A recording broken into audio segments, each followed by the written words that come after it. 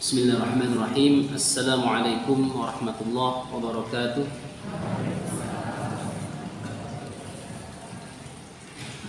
Alhamdulillahi rabbil alamin.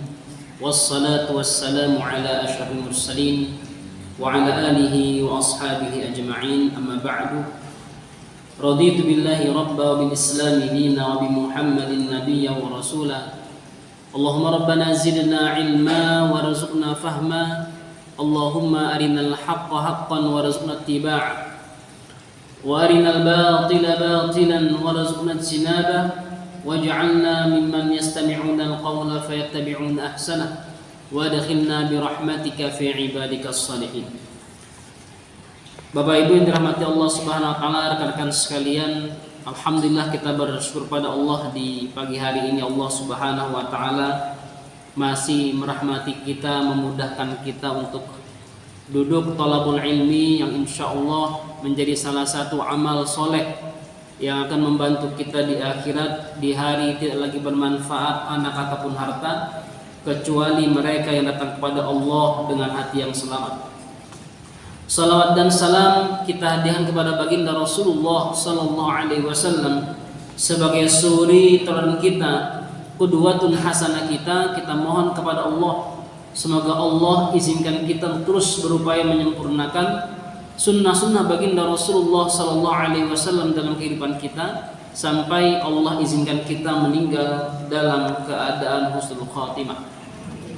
Bapak Ibu yang dirahmati Allah Subhanahu wa taala, diskusi kita pada hari ini mengenai amalan utama yang kita kerjakan di awal bulan Dzulhijjah. Bapak Ibu yang dirahmati Allah, durasinya 1 sampai 13 Dzulhijjah. Durasinya. Artinya dari tanggal 1 sampai 13 Dzulhijjah ini memiliki keutamaan, memiliki fadilah yang begitu luar biasa, yang jika kita amalkan dengan sebaik-baiknya insyaallah menjadi ladang pahala untuk kita semua. Bapak Ibu yang dirahmati Allah Subhanahu wa taala, tidak dipungkiri banyak hadis, banyak ayat Al-Qur'an dan hadis yang menerangkan tentang perkara ini. Karena ada ayatnya, ada dalilnya, maka sebagai seorang mukmin tidak boleh memandang rendah, menyepelekan hari-hari ini. Artinya dia harus berupaya menyempurnakan amal-amal pada hari-hari ini. Bapak Ibu,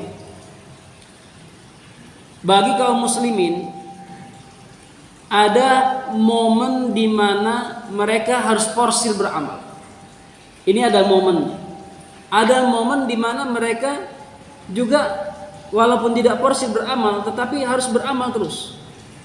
Hari-hari yang lain, hari-hari biasa kita sibuk dengan pekerjaan kita, silahkan, tetapi jangan meninggalkan sholat berjamaah, jangan lupa thalabul ilmi dan lain sebagainya. Di hari-hari tertentu kita dituntut untuk berporsi amalnya. Amalnya itu terus kita kencengkan. Bulan Ramadan, di bulan Ramadan kita intens beramal, sungguh-sungguh beramal. 10 hari terakhir Ramadan lebih kencang lagi amal. Sampai-sampai baginda sallallahu alaihi wasallam beriktikaf di masjid agar seluruh amal kehidupannya, seluruh waktunya habis dalam beramal saleh. Ada kita Yaumul Asyura, ditambah Tasu'a, ditambah hari yang ke-11 Muharram.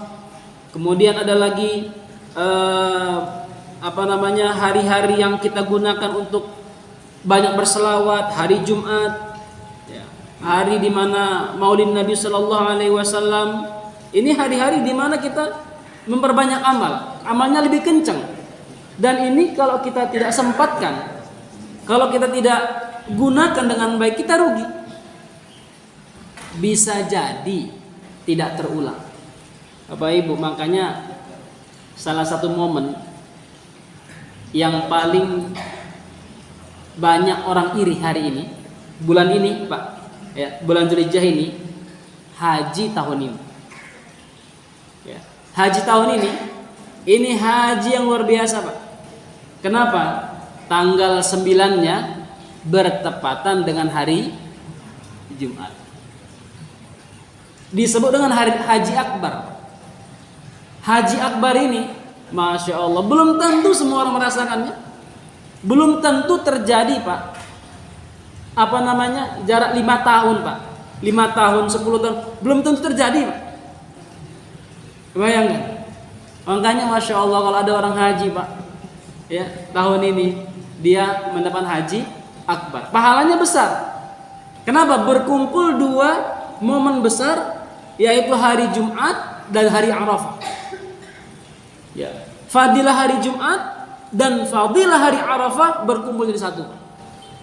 Nah, makanya kita yang belum haji nih, kita harus iri nih. Yang haji aja sudah iri nih.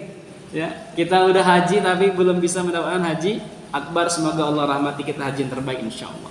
Bapak Ibu yang dirahmati Allah Subhanahu wa taala. Mengenai hadis tentang keutamaan awal bulan Dzulhijjah ini, baginda Rasulullah sallallahu alaihi wasallam bersabda, "Ma min ayyamin 'amalu shalihu fiha ahabbu ila Allah min hadhihi al-ayyam." Tidak ada amal soleh yang paling dicintai Allah Subhanahu wa taala di hari-hari yang ada selain di awal bulan ini. Kata baginda Rasulullah sallallahu alaihi wasallam, yakni ayyamal ashri, yaitu 10 hari pertama Dzulhijjah. Qalu ya Rasulullah, berkata para sahabat, wahai Rasulullah, walal jihadu fi sabilillah, tidak juga dengan jihad fi sabilillah, kata para sahabat, tidak juga dengan berjuang di jalan Allah. Rasulullah bersabda, walal jihadu fi sabilillah, juga tidak dengan jihad fi sabilillah. Dan kita tahu ada Ashhurul Hurum namanya, ada 4 bulan yang dimana di sana dilarang untuk berperang. Salah satunya bulan Dzulhijjah, dilarang berperang. Sampai-sampai jihad juga dilarang. Kata baginda Rasulullah SAW, illa, kecuali rajulun kharaja bi nafsihi wa malihi falam yarji' min dzalika bi syai'in. Seorang laki-laki yang keluar untuk jihad fisabilillah dengan hartanya, dengan dirinya, dan pulang tanpa membawa apa-apa, walau dirinya juga tidak pulang. Ya. Pulang tidak membawa apa-apa, artinya mati syahid dia. Hartanya habis dan dia mati syahid. Bapak Ibu yang dirahmati Allah Subhanahu wa taala. Dan dalil keutamaan dari Al-Qur'an, Allah berfirman, wal fajri wa layalin 'ashr, demi waktu fajar dan malam-malam 10. Bapak Ibu, ada 4 tafsiran ulama di sini. Yang pertama menafsirkan bahwa ayyamul ashr ini disebut dengan 10 hari pertama Dzulhijjah. Ayyamul ashr yang kedua 10 hari pertama Ramadan. Ayyamul ashr yang ketiga 10 hari pertama, 10 hari terakhir bulan Ramadan. Dan ayyamul ashr yang keempat adalah 10 hari pertama bulan Muharram. Lalu para ulama mentarjih, ya, mereka membuat penguatan di antara yang 4 ini mana yang paling kuat. Para ulama yang paling kuat 2, Dzulhijjah sama 10 hari terakhir bulan Ramadan. Lalu sebagian para ulama berikhtilaf mana yang paling afdal ini. Di antara 2 ini mana yang paling afdal? Karena bulan Dzulhijjah, Ibnul Qayyim rahimahullah mengatakan, 1 bulannya, 1 harinya setara dengan 1000 hari. 1 harinya setara dengan 1000 hari. Dan hari Arafahnya setara dengan 10.000 hari. Makanya tadi itu Pak, kita ini patut patut iri kita Pak sama orang yang haji sekarang ini Pak. Hari Jumat, ya, hari Jumat Sayyidul Ayyam, ya, hari yang paling afdol di antara hari yang ada, plus hari Arafah. Amalan di dalamnya amalan yang luar biasa, dilipat gandakan sampai 10.000. Tapi saya belum sanggup Ustaz berangkat. Gimana? Kita bahas nanti Pak supaya sanggup. Ya, kita bahas nanti. Insya Allah semua orang bisa haji. Kita bahas nanti insya Allah. Tapi para ulama menguatkan bahwa hari yang paling afdol adalah 10 hari terakhir dari bulan Ramadan. Dalilnya apa? Fihi khairun min alfi syahr. Lailatul Qadri khairun min alfi syahr. Di dalam bulan Ramadan ada satu malam namanya malam Qadar. Ya. Pak, Bu, malam Qadar, bukan malam Lailatul Qadar. Paham? Malam Al-Qadar namanya Pak, bukan malam Lailatul Qadar. Karena Mbak Lailah itu artinya malam Pak. Ya. Lailah itu artinya malam Pak. Jadi jangan bilang malam Lailatul Qadar, berarti malam-malam Qadar. Berarti ada 2, nanti ada 3. Yang benar malam Qadar, ya, atau malam Al-Qadar. Karena Lailah artinya malam, berarti Mbak Lailah itu biasanya lahirnya malam. Nah, jadi ulama bersepakat bahwa yang paling afdal adalah malam-malam 10 terakhir Ramadan. Kalau kita belum bisa haji, Bapak Ibu yang dirahmati Allah SWT, ya, ayo kita upayakan memaksimalkan ibadah di 10 hari terakhir Ramadan. Ustadz, saya udah berupaya sungguh-sungguh, gimana ini? Nah, ada amalan yang luar biasa, yaitu amalan sholat syuruk, sholat isyraq. Ya, barang siapa yang setelah subuh, sholat subuh berjamaah, lalu dia duduk di tempatnya, berzikir, bertasbih, bertahmid, thalabul ilmi, baca Quran. Penting nggak ngobrol yang aneh-aneh. Kalau ngobrolnya bermanfaat nggak apa-apa, ngobrol ilmu boleh. Lalu masuk waktu syuruk. Waktu syuruk ini Pak, ibarat ini bulat Pak, ya, ini dataran paling rendah di bumi.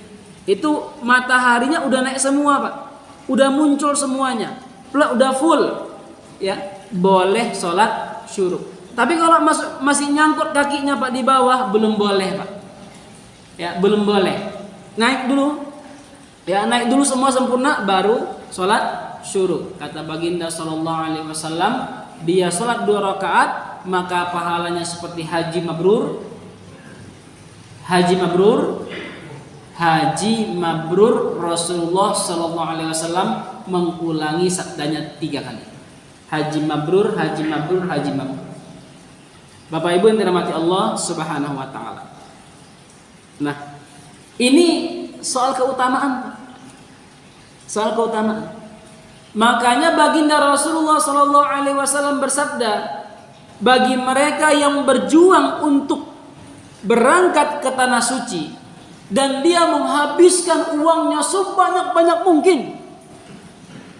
Kata baginda sallallahu alaihi wasallam, 3 tempat yang kalau kalian datangi dan kalian menghabiskan uang sebanyak-banyaknya di sana, tidak dianggap sia-sia: Madinah, Makkah, dan Masjidil Aqsa.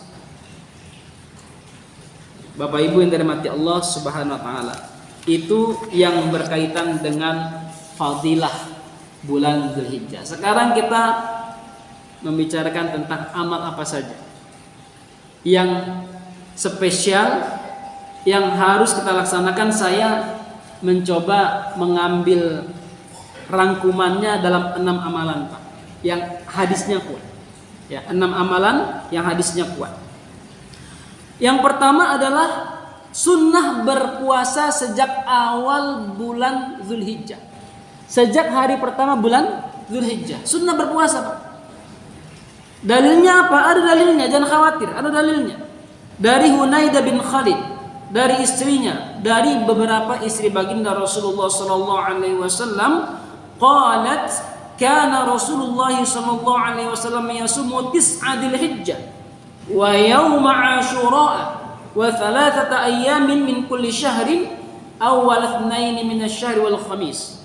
Baginda Rasulullah sallallahu alaihi wasallam berpuasa sejak awal bulan Dzulhijjah sampai tanggal 9. Kemudian hari Asyura 10 Muharram,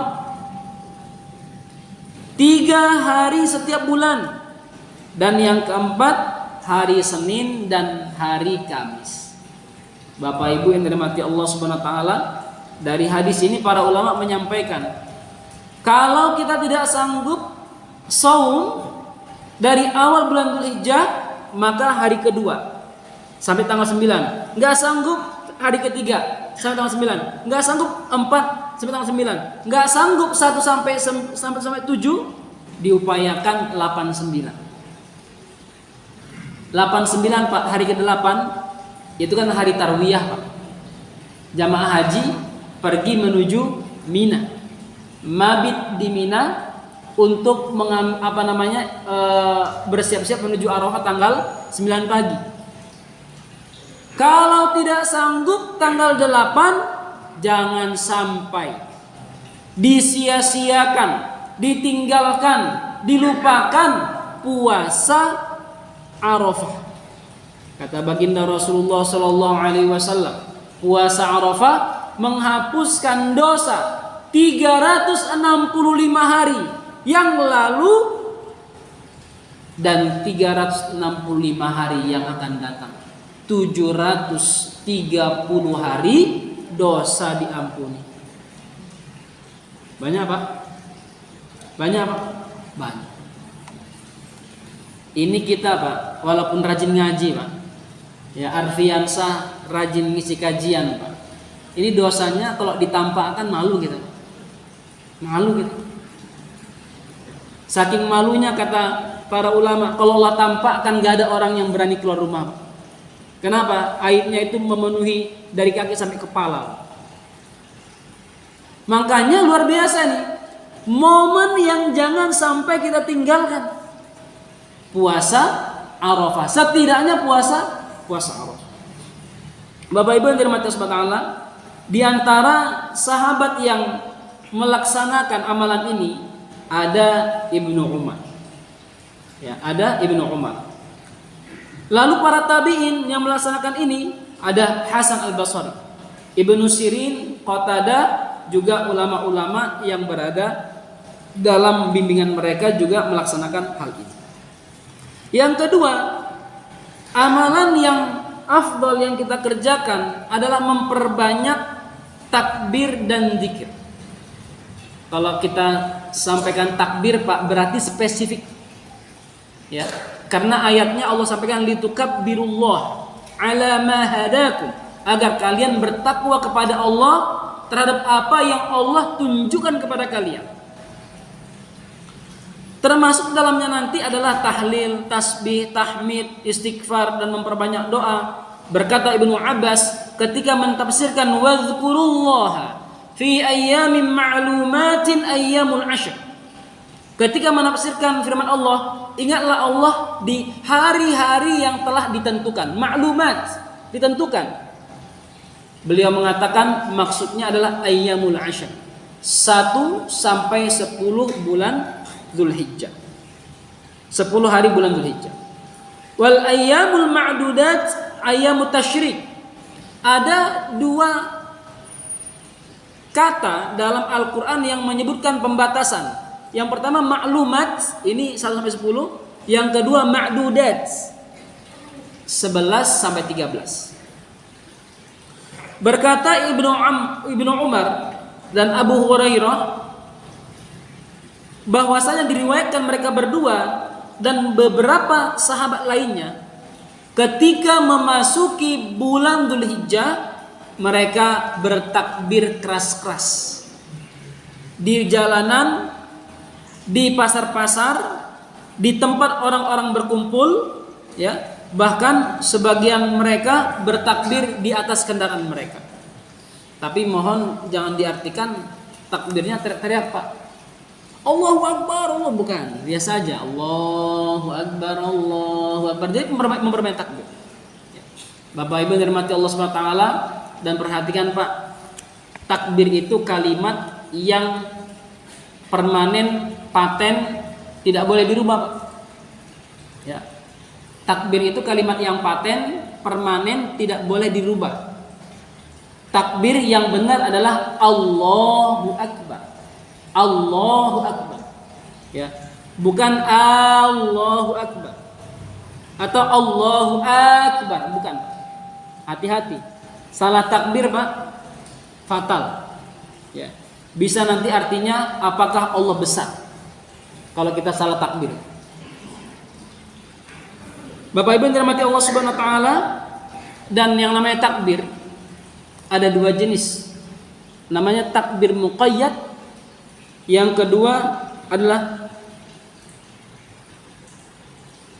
takbir ghairu muqayyad. Takbir muqayyad ini takbir yang terikat namanya. Ya, muqayyad terikat.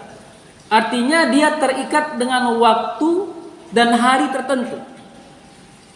Takbir salat, takbir intiqal, takbir 10, 11, 12, 13, takbir Idul Fitri. Ini namanya muqayyad, Pak. Ada takbir ghairu muqayyad. Takbir ghairu muqayyad ini kita bertakbir, memperbanyak takbir. Kalau kita pas selesai melaksanakan aktivitas ibadah, ya kita melihat keagungan Allah, kita bertakbir dan lain sebagainya. Ini takbir muqayyad. Akan tetapi di hari ini disebutkan dengan takbir muqayyad. Ya, takbir yang terikat. Yang ketiga, amalan yang besar yang kita lakukan di hari ini adalah menunaikan haji dan umrah. Ya, menunaikan haji dan umrah. Walaupun nanti ketentuan hajinya tergantung niatnya. Ada haji qirat, ada haji ifrad, ada haji tamattu. Ya, yang ifrad haji aja, datang ke sana haji aja. Yang qirat, ya, dia haji, setelah itu melaksanakan umrah.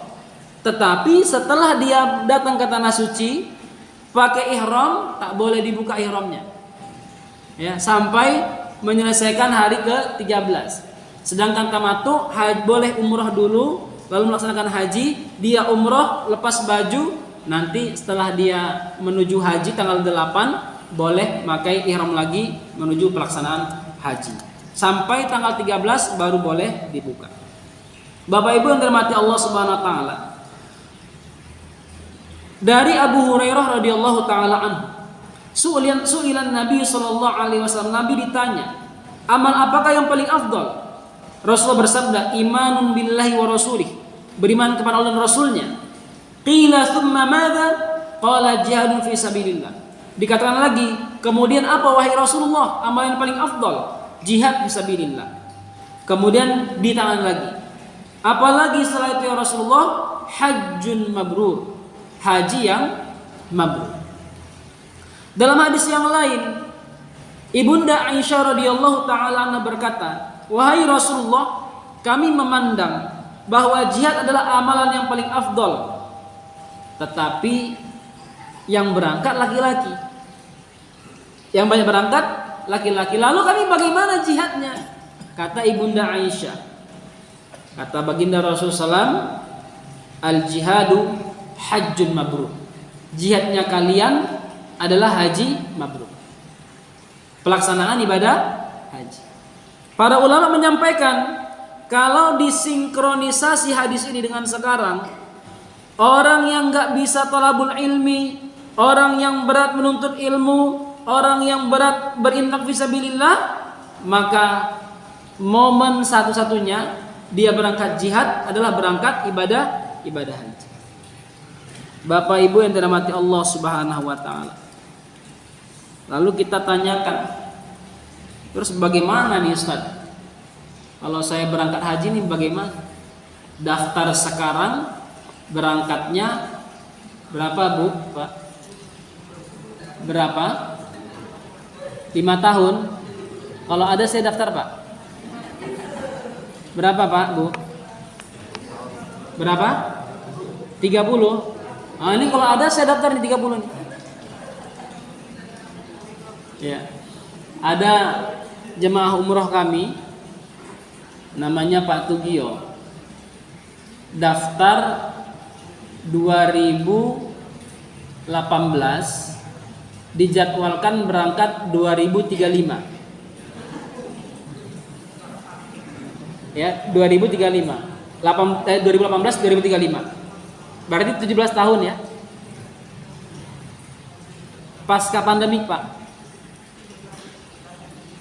Sekitar 2 bulan lalu beliau cek, berangkatnya 2057, Pak.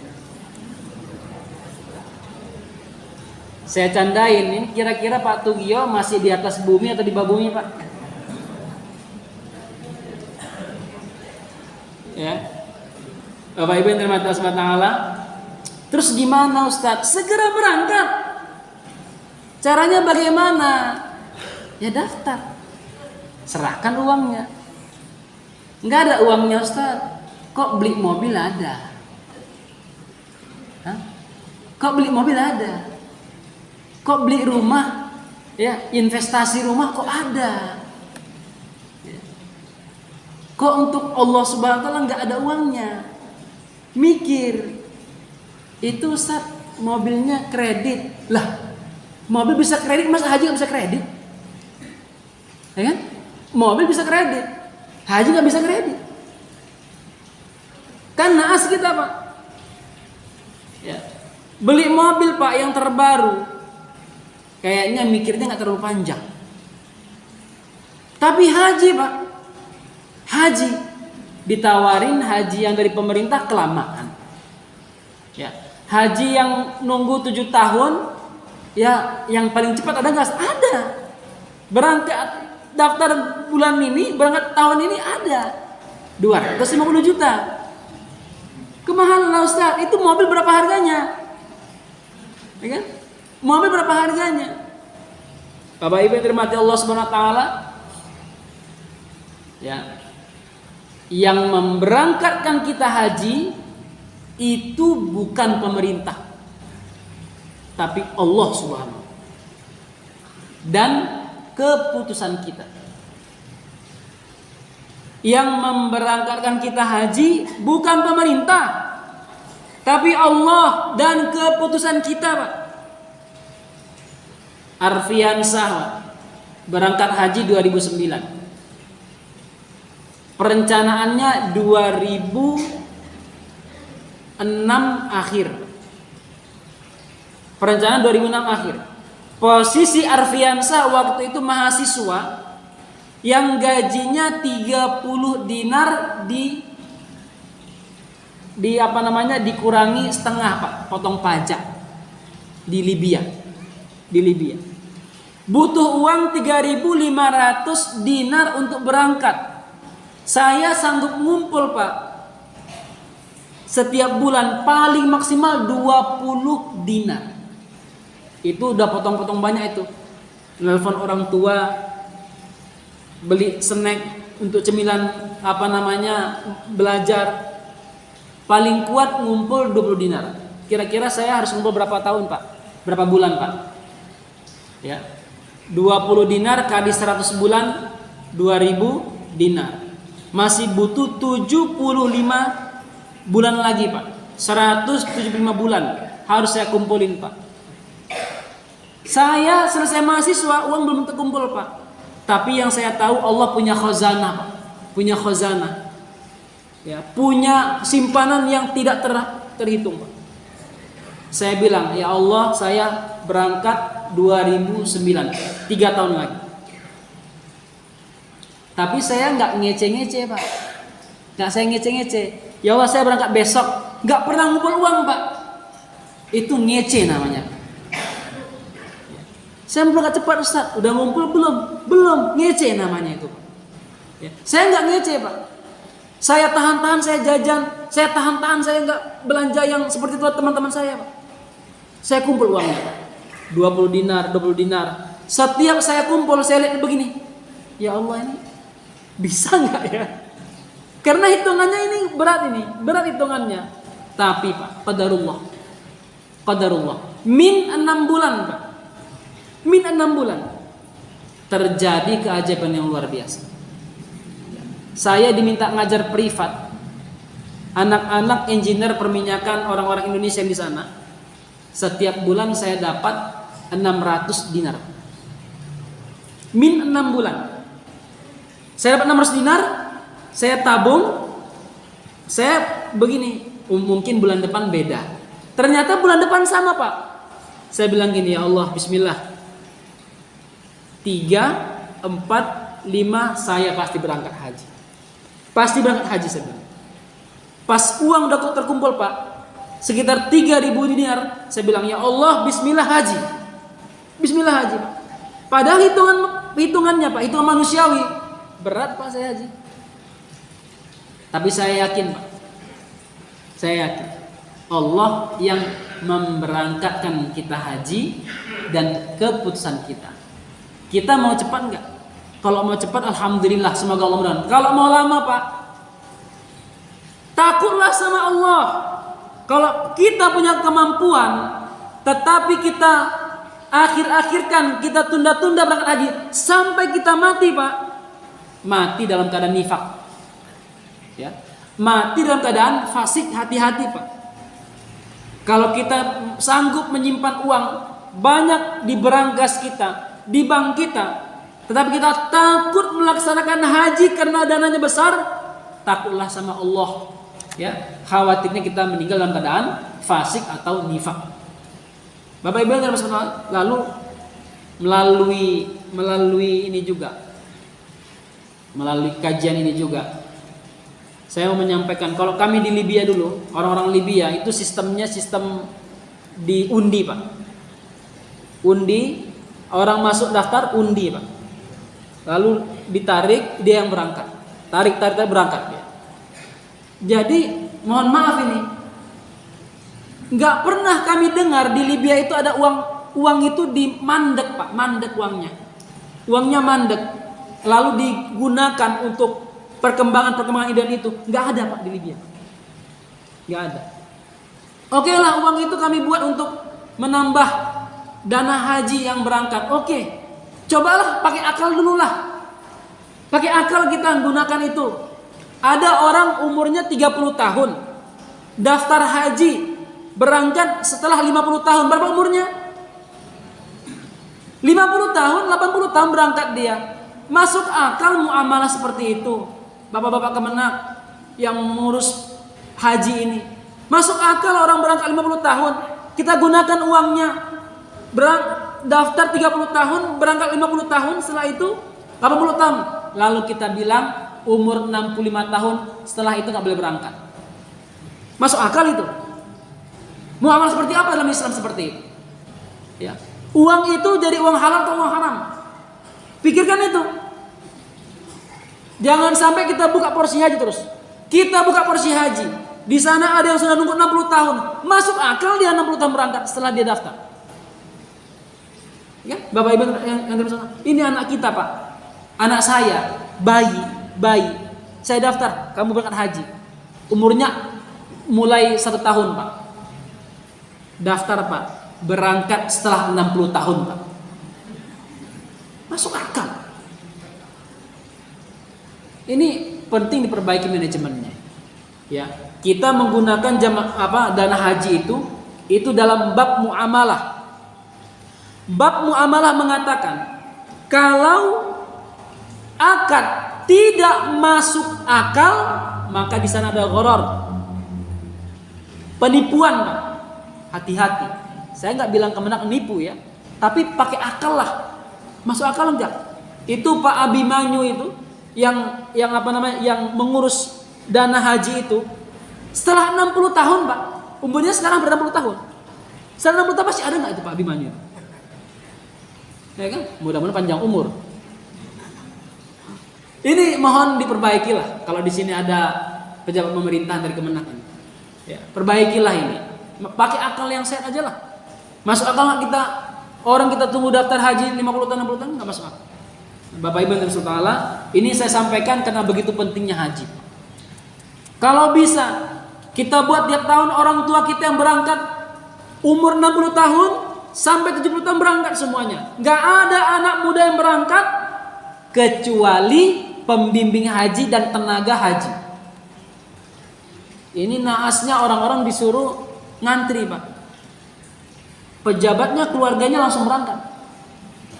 Makanya banyak yang kena OTT kan.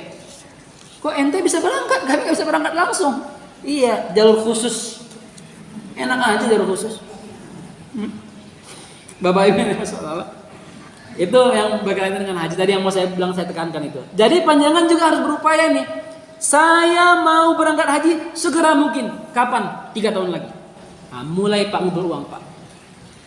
Jangan lihat apa yang kita kumpulkan, tetapi apa? Lihat khazanah Allah dan cara kita ngumpulkan, Pak. Sering-sering colok langit, Pak. Ya. Sering-sering colok langit, Pak.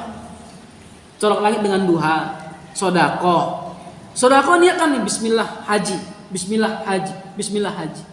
Yakin saya, Pak, insya Allah nggak lama, Pak. Insya Allah. Nah, kemudian amalan yang keempat adalah memperbanyak amal soleh. Baik itu tilawah, memperkuat sholat, sedekah, beramal ma'ruf nahi mungkar, mengajak orang lain untuk beramal soleh, Pak. Ini juga amal soleh. Jangan sampai hanya kita beramal. Hanya kita beramal, orang lain nggak kita ajak untuk beramal. Bapak Ibu yang dirahmati Allah, lalu yang kelima adalah berkurban. Ini termasuk amalan yang paling tinggi nilainya. Jangan disia-siakan, Pak. Kata baginda Rasulullah sallallahu alaihi wasallam dari Ibunda Aisyah radhiyallahu taala anha, "Ma min 'ala ibni Adam yawm an-nahri 'amalan ahabba ila Allah 'azza wa jalla min hiraqati damin wa innahu la ya'ti yawmal qiyamah bi quruni wa dhfariha wa ash'ariha wa inna ad-dama la yaqa'u min Allah 'azza wa jalla bi makanin qabla an yaqa'a 'ala al-ardi fatibu biha nafsan." Bahwa tidak ada amalan yang paling afdal di Yaumun Nahar, di hari Idul Adha. 11, 13 dan 14, 4 hari ya, kecuali mengalirkan darah hewan. Sungguh nanti itu akan datang di hari kiamat dengan tanduk, kuku, rambut dan hewan kurbannya, dan sungguh darah tersebut akan sampai kepada Allah sebelum tetesan darah tersebut sampai ke bumi. Artinya Pak, langsung Allah terima. Catatannya adalah yang dilakukan karena Allah Subhanahu wa taala, bukan karena yang lain. Dan kita berupaya untuk berkurban dengan kurban terbaik, Pak. Kurban terbaik. Jangan kurban yang mikirnya kurban yang terbaik, Pak, ya. Walaupun nanti kita sanggupnya kurban yang seadanya, nggak ada masalah. Tapi yang terbaik. Saya terpesona dengan salah satu video dari teman-teman Malaysia. Dia bilang gini, dia peternak, dia bilang gini, saya takjublah dengan orang-orang Pakistan. Kenapa? Ketika hari kurban datang dia telepon saya, dia tanya, "Puan, ada nggak yang hewan kurban terbesar, gitu ya?" Saya bilang ada. Kalau gitu saya lihatlah nanti. Datang dia. Dilihatnya mana yang paling besar? Ini paling besar. Berapa harganya? Sekian. Oh, kayaknya dana saya tak cukup seperti itulah. Di bawahnya ada nggak? Ada yang ini. Berapa ini? Sekian. Wah, tak bisa kurang lagi. Tak bisa. Wah. Kalau di bawahnya ada nggak? Gitu. Jadi yang tanya nih, yang paling besar dulu, Pak. Paling besar, kemudian di bawahnya. Bapak Ibu, kalau orang Indonesia, Pak, ya, kurban pakai ayam boleh nggak, Ustaz? Bapak Ibu yang dirahmati Allah, kita niatkan, kita ikhtiarkan yang terbesar, Pak. Yang terbesar, yang terbaik. Ya.